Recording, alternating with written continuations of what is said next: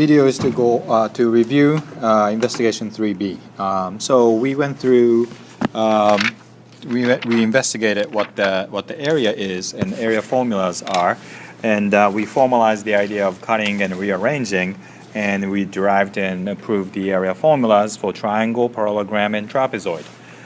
So the area is the number of squares or square tiles that can be fit in the space. So if you count the number of square tiles that you have to use to fill out the space, that's going to be the area.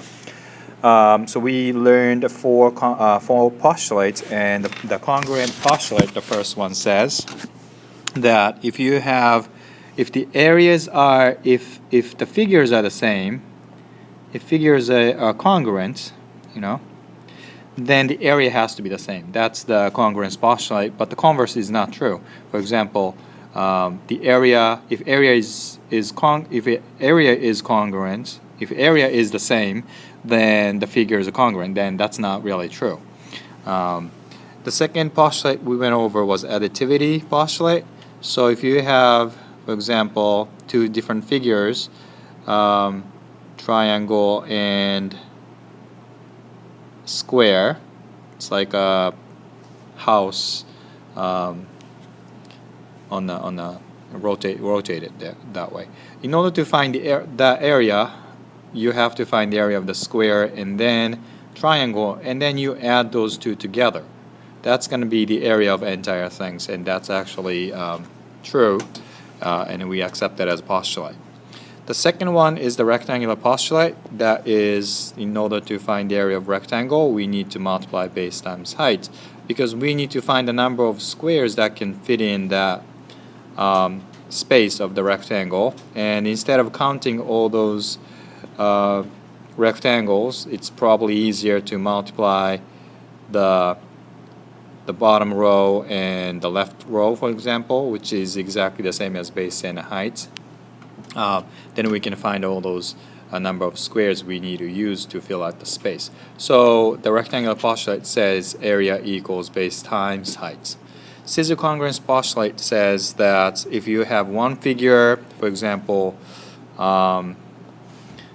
trapezoid, and if you cut it in any way you want to, and if you put it together and you make some different random things, as long as you use every single piece that you cut out, not taking away, not adding anything, then the area of those two figures are exactly the same. So that's the congruence postulate.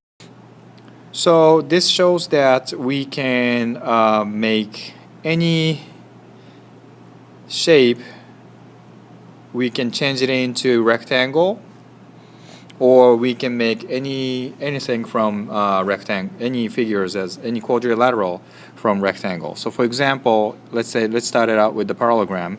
If you cut some line like this line, and then if you will get a smaller piece of triangle, and if you bring it over here, then that's going to be the rectangle, and we proved that.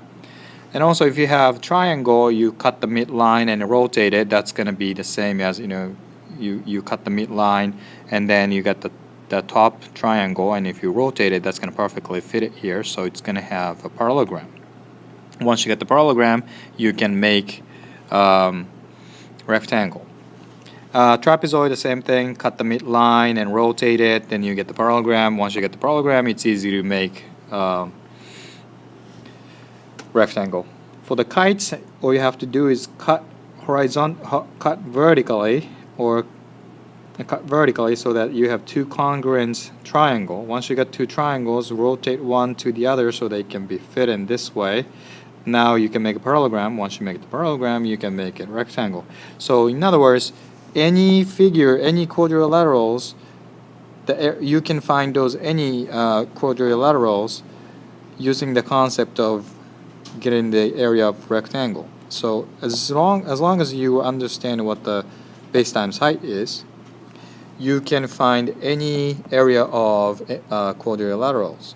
So in order to find the area of trapezoid, you can kind of cut and dissect and everything and bring it back to the rectangle, and then you multiply base times height, then you can find it. We actually find areas. So rectangle or parallelogram, it's the same height, that's base times height. triangles, since you can cut any parallelogram into half and you can make any triangles like that. So it's a half of parallelogram, therefore it's half times base times height. Okay. Trapezoid, you have top base and a bottom base, and you have a height, right? You cut it and you bring it back so that you'll have not bring it back. You cut midline and rotate it. Then we'll have long parallelogram like that. And now it's parallelogram, so all you have to do is base times height. So now base is B, top base plus bottom base times height, right? That's all you have to do. Base times top base plus bottom base, that's going to be the base. And then take the half of the height, because the height is here, so it's a half of the height, so you multiply by the half of the height. That's going to give you the area of trapezoid. Parallelogram, it's the same thing. So that's what we basically did in chapter investigation.